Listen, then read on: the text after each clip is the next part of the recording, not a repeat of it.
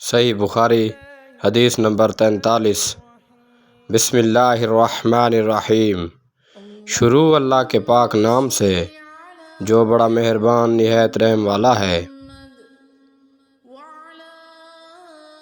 آپ صلی اللہ علیہ وسلم نے فرمایا، جس شخص نے لا الہ الا اللہ کہہ لیا اور اس کے دل میں جو برابر بھی ایمان ہے تو وہ ایک نہ ایک دن دوزخ سے ضرور نکلے گا، اور دوزخ سے وہ شخص بھی ضرور نکلے گا جس نے کلمہ پڑھا اور اس کے دل میں گیہوں کے دانے برابر خیر ہے۔